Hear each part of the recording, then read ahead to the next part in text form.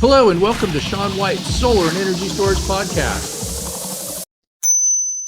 All right, today on the podcast we have another special Shawn. This is Shawn Shaw. He spells his Shawn S-H-A-W-N, and he is the founder and CEO of Camelot Energy Group. I thought somebody named Arthur founded Camelot. Can you fix that for me, or just... Close friend of mine. Oh, Arthur? Yeah, it's a DBA. He let me use it. Yeah. So King Arthur gave you the DBA? Is that what it is? Yeah. Okay, yeah. No, it's sadly a much less legendary tale, but it boils down to me being a giant nerd, including about all things history. And I've been a fan of King Arthur since I was about 4. So when I was searching for a name for my company, it sort of hit me that maybe that was the thing to do. And instead of pulling Excalibur out, you had to just pull out a pile that was supporting a utility scale solar system, right? Well, I won't say that's never happened. Yeah, that's a good trick, pulling out piles. Do you use one or two hands? Oh, just one. Yeah. Very cool. Yeah, no, for me it was about, sometimes, I think one of the things I really take away from the King Arthur legends is that sometimes whether or not you can succeed at something, it is really the trying and the striving that is important. Ultimately, King Arthur died at the Battle of Camelot. Britain returned to a might makes right mentality for a time, but he didn't give up on trying to build a better world then, and I don't mean to do it now either. So I drew some inspiration from that aspect of things. And what battle did you get killed at? I'll let you know. Okay. Hopefully not. Hopefully one far in the future. Yeah, I think that the thing about renewables is instead of being bad people being profitable, like good people are profitable. And that's the new world. And that's the world that we live in. It's a good place. Yeah. Mm-hmm. Yep. The vision. And so let's see. So maybe tell us a little bit about the Camelot that you're running, the Camelot Energy Group. I'm not sure what kind of energy that King Arthur was dealing with, probably just grain, right? Storing grain in some sort of medieval or whatever it was, silo. Is it medieval? Am I wrong? Is it? Well, in granaries in the medieval period, I won't go too far into history, but fun fact, in my book on energy storage, I draw the distinction that mill ponds from the medieval period were one of the earlier forms of energy storage. So I think Camelot probably used some energy storage in order to run the kingdom. I think that's interesting too. I've always thought that everything was always about energy, and food is energy. And you go back in time, and that was how Genghis Khan took over more of the world than I think anybody ever has. He knew how to harness that energy, which were just like fields for grazing horses in. And he figured out how to go through quick. And I think they would do like reconnaissance and like tear out some farms and stuff like that and just let the grass grow long. And then they could come through with their horses, and they'd have, each rider would have a few horses too, or they could change. And it was all about like converting that energy into bad. I think they were pretty bad, but well, I mean, I guess it depends on your perspective. But even their energy efficiency was important because one of the big advantages the Mongol Empire had was their ponies. They had smaller horses who were very food efficient, so they could travel further on less food than, say, the war horses used in Western Europe at the time. It were a little bit like high-end sports cars. They needed a lot of care and feeding, and didn't do as well on harsh terrain or poor food. So even then, energy efficiency was important too. Yeah, and I guess maybe we could even go back to the hunter-gatherer days. Do you remember back then? I don't remember. Yeah. That was a year or two before my time. Come on, haven't you ever picked berries before, or apples? Certainly have, yeah. But yeah, it's all about energy. This whole thing is all about energy. And I think that's pretty cool that you actually could go off on my little Genghis Khan thing and talk about little ponies. I have some horses that are a little bit bigger than that, so that's my problem. Oh. Yeah. What kind of horse? They're brown, brown horses, geldings.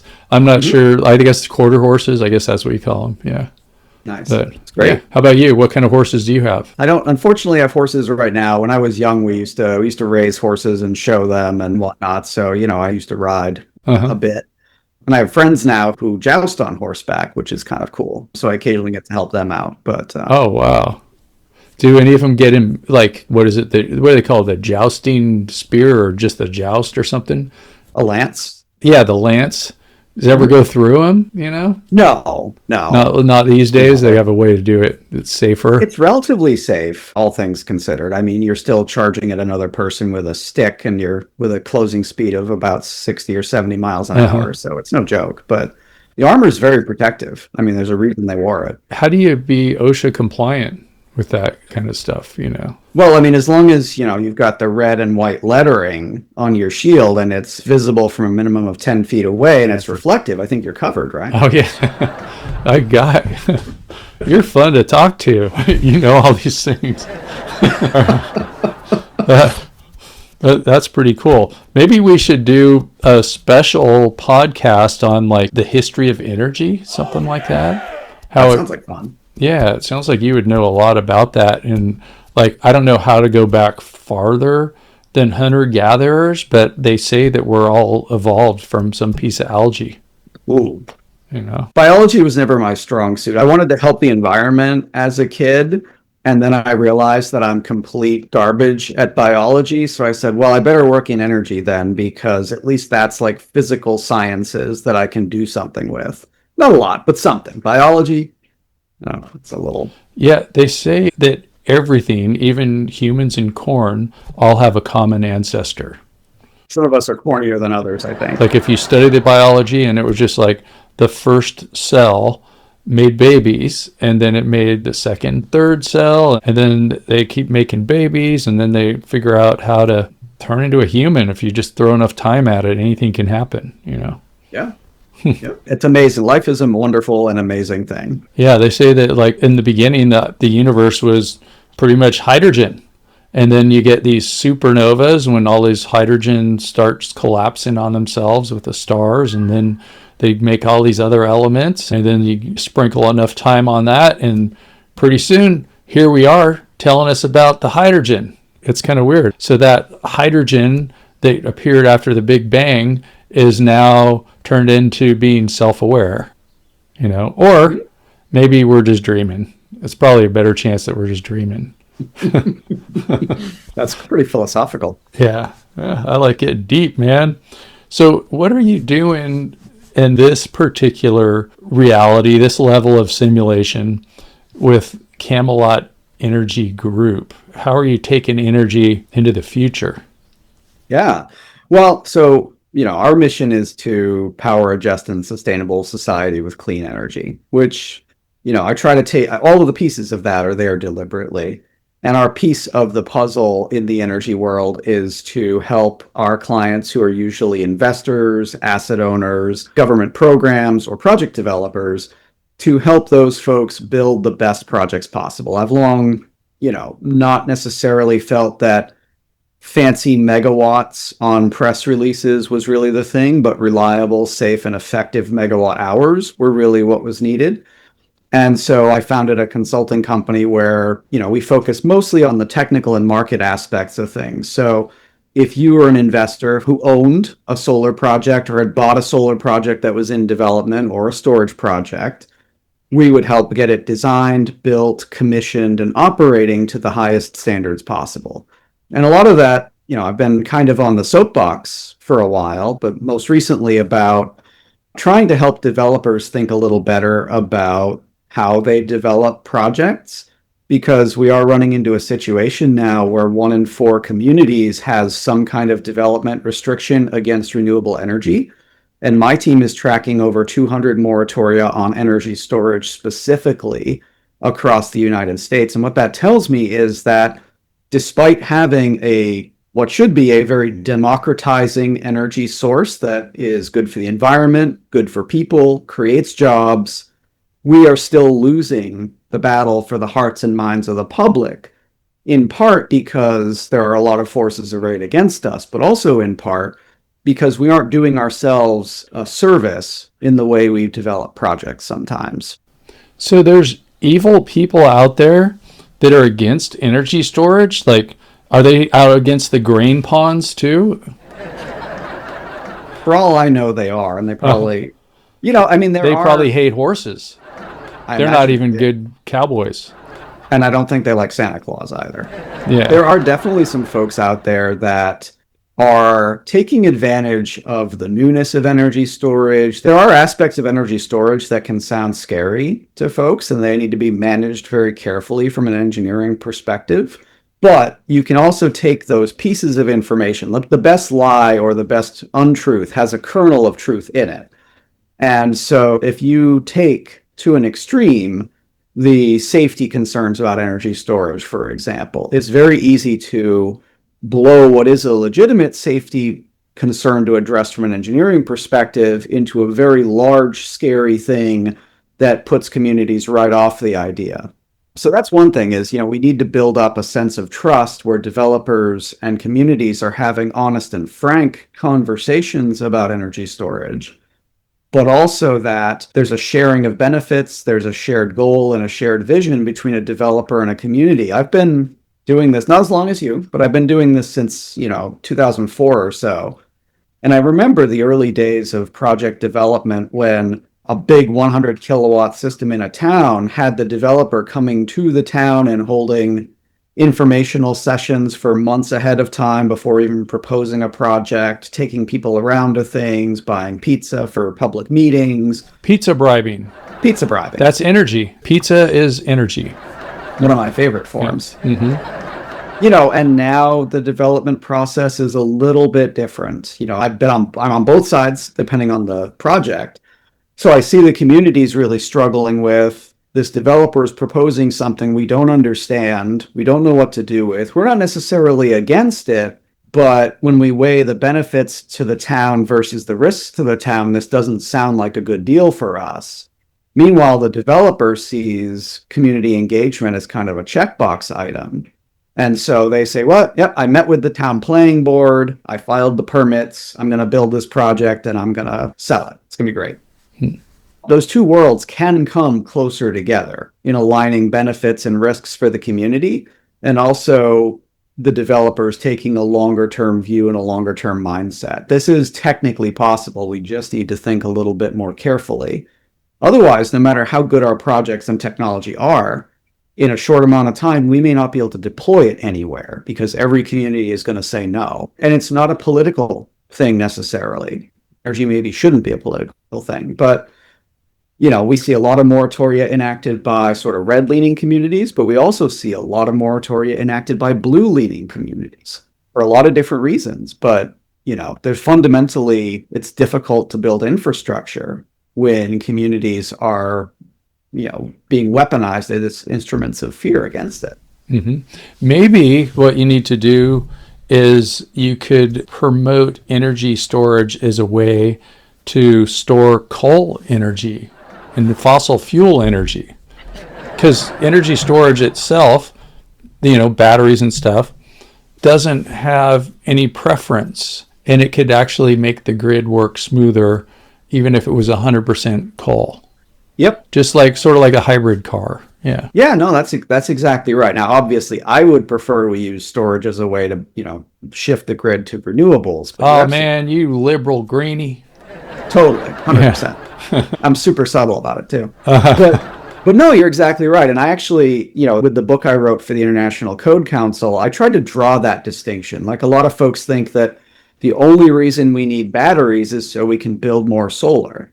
That's not true at all. We blame a lot of grid stability on the supposed unreliability or intermittency of sources like solar and wind.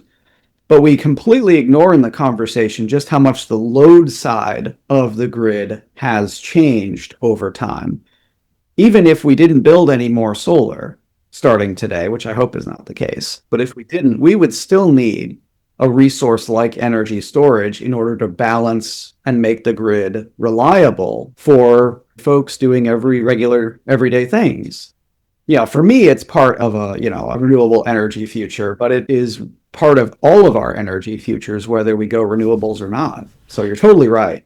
Yeah, I was just thinking something that if you go back 50 years or whatever, or 100 years even, and you had cheap or, inexpensive energy storage, sort of like what we have now or what we're approaching, our grids would have been built completely differently. They were like overbuilt because of these peaks that we had to like design everything for the biggest peak. And we could have built our grid with like half as much infrastructure or a quarter as much infrastructure, like transformers and size of transmission lines and all that kind of stuff, if we could have just sipped that energy out of those plants and got it to where it needed to go. And then we could use it, you know, if we were close to the batteries. There'd be like a lot of different ways that we could have done things differently and less expensive if we had this magic technology that we have right now. Well, and that's a great point. Everyone is worried, understandably, right now about their rising electricity bills. And, I see lots of LinkedIn posts and such saying, oh, such and such state added more renewables and look at how much their electricity prices have gone up. But here's the rub. The cost of generation, if anything, has gone down, especially in areas that generate with renewables. And every renewables project pays its own way to the grid. That usually is a significant portion of the project's capital cost. What has really gone up through the roof, though, is transmission and distribution, which is exactly the kind of cost that investments in energy storage can improve. So, we do need more of it. The trouble is that if the communities are pushing back against it, our ability to deploy it where it's needed are pretty low. And ironically, instead of having a couple of small 20-foot battery enclosures tucked away near a substation somewhere, community opposition might force us to build much more impactful and potentially even dangerous infrastructure because we are not taking a hard-eyed look at the realities of the risks and costs of the infrastructure we have. Mm-hmm. Yeah, I think that people are kind of like overdoing it as far as like how dangerous batteries are and all that kind of stuff. It's like when it's a brand new technology, of course, you're going to have more problems. And now as we're getting more mature, we've got a lot more out there, and it seems to be a lot less things that are sparkling. We interrupt you for a very important announcement. Shawn White's Solar and Energy Storage Podcast has been brought to you by Shawn White's Solar and Energy Storage Podcast. That's right, Shawn White is sponsoring his own podcast, and he wants to remind you to go check out some of his classes. You can go to SolarSEAN, that's Solar, SEAN.com, and then click on the links to check out his classes. You can check out his heat spring classes, and you can also hire him to teach classes for you, like at your company, something like that. Now back to the show. What percentage of commercial and utility scale batteries do you think catch fire in a year? What percentage? 0.0000001, something like that. See, now you're going to want to edit that part out because it's actually about 0.3% per year by quantity of projects. So it's a bit higher than that. Well, I was thinking, you said batteries themselves, and so I was thinking about individual cells. So even at Moss Landing, that's where it's kind of famous because there was a problem. But most of those cells didn't ignite. There's just a few of them, so. Yeah. Well, yeah, and exactly. And we can dissect Moss Landing a bit. But in terms of number at the system level, they catch fire at about the same rate as houses do, about 3% per year. Now, we're going to have better data on this going forward. Up to this point, we've had to rely on dissecting news releases, basically. EPRI's done a great job of putting a database together about that. I've analyzed a fair bit of it. But going forward, we're going to have the NABCEP system used by the fire services, which has a lot of handy codes built into it so that we can start classifying battery fires and other types of fires with a little more granularity. So hopefully we can update that number in time. And it's important to know, too, that even if a battery does have a fire event, if things work as designed and as the testing indicates, you may never hear about it.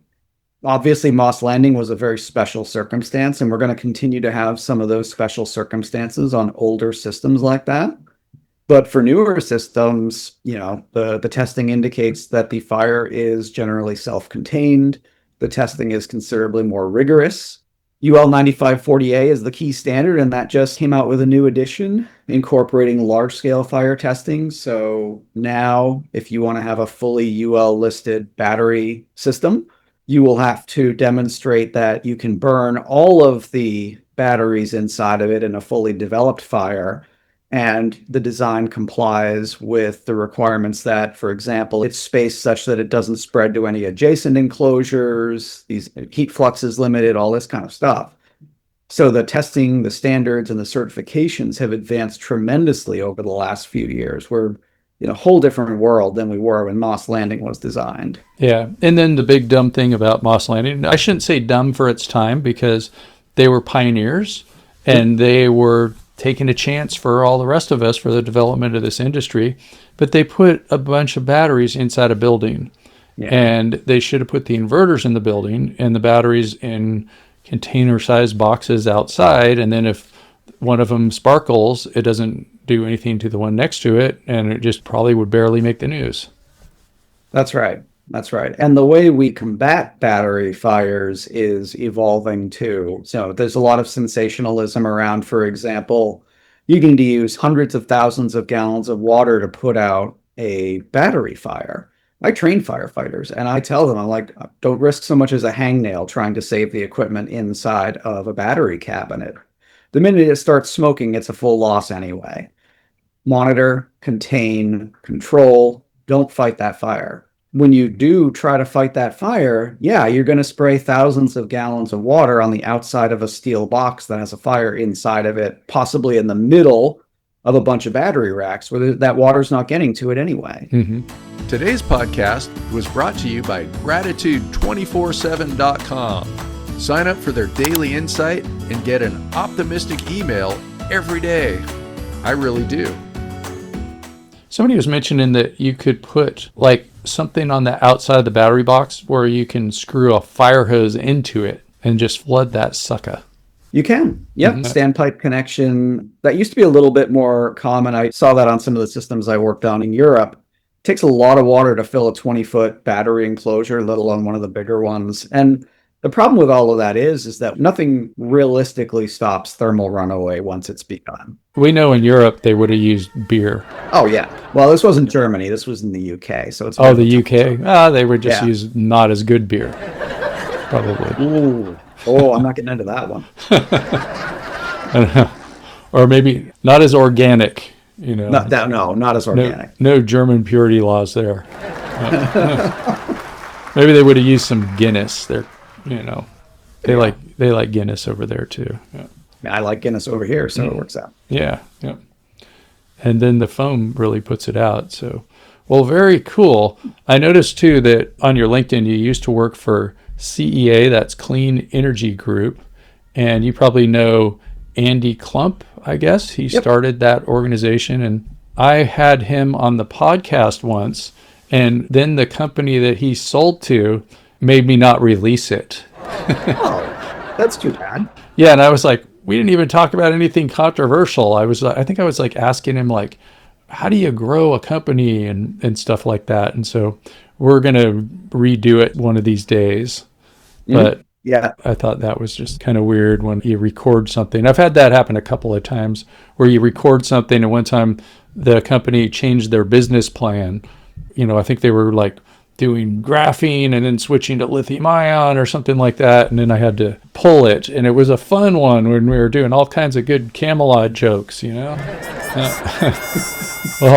Well, I can tell you that this is one of the beauties of, there are downsides to owning and running your own company, but one of the big upsides is, I don't have to answer to a board of directors. No one's buying me anytime soon that I have to. So, assuming you don't Photoshop, a mustache into the middle of my forehead or something, I think we're good to go. Oh, that's going to happen for sure. Yeah. I mean, that was planned before we started. Yeah, but don't worry, I'll have a mustache on my forehead too. Well, yeah, I really enjoyed talking to you, and I think I just like joking around with you too, and talking about the history of energy storage and all that kind of stuff. So let's do it again sometime.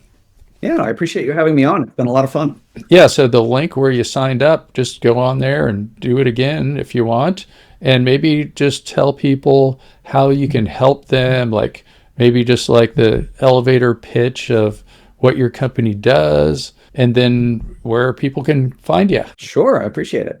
So for us, we're always glad to help folks that are building in and investing in energy storage, in solar, a lot of the technical challenges and the market analysis related challenges that come along with making those informed decisions feel risky, and we're here to help de-risk those. So in terms of where to find me, you can find me on LinkedIn. I'm pretty active on there. And you can find us online at CamelotEnergyGroup.com.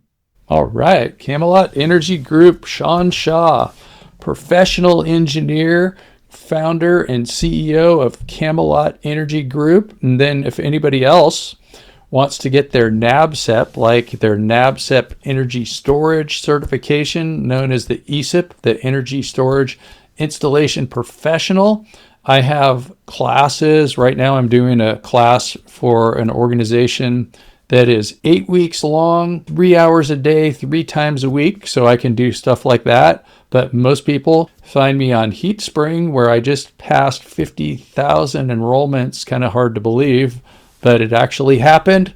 And we're heading towards 100 now. I'm closer to 100,000 enrollments than I am to 0 for the first time. So Congratulations. That's pretty cool. Oh yeah, and one more thing I wanted to ask you about, Shawn Shaw, is your book. Tell us about your book.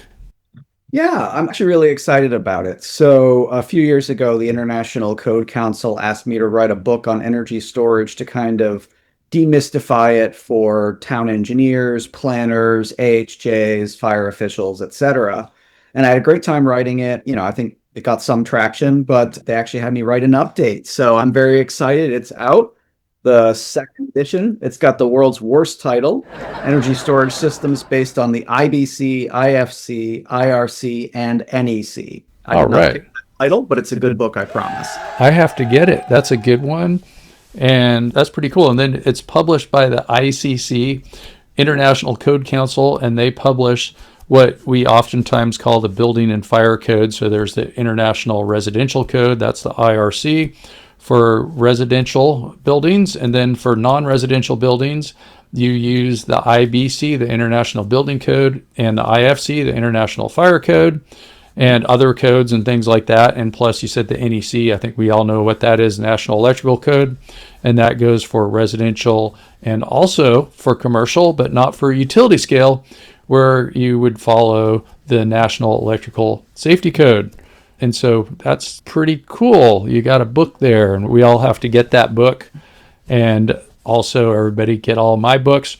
Right now, Bill Brooks and myself, we are in the middle of writing or finishing up writing, going over the drafts and stuff like that, of the PV NEC book, Mastering Code with Comedy. And so instead of holding back on our silliness, we use it to help reinforce all of these concepts in the National Electrical Code, and also that helps people remember. And also, I think that everybody in the world should enjoy every moment of their life. And if you're going to be working, you should enjoy it. Make sure that you're having fun. And I'm having fun talking to you, Shawn Shaw, and I will see you around. Yeah, that would be great. I was thinking, by the way, you mentioned Bill Brooks. The last code training I think I attended some years ago was with you and Bill. Oh, cool. I think it was SPI, I'm sure, at the time, but all right. We've already put up workshops, so. Okay, yeah, I remember where you were sitting back then. Awesome. Well, thanks so much. I had a lot of fun with this. So thanks for listening to the podcast, everyone. Woo!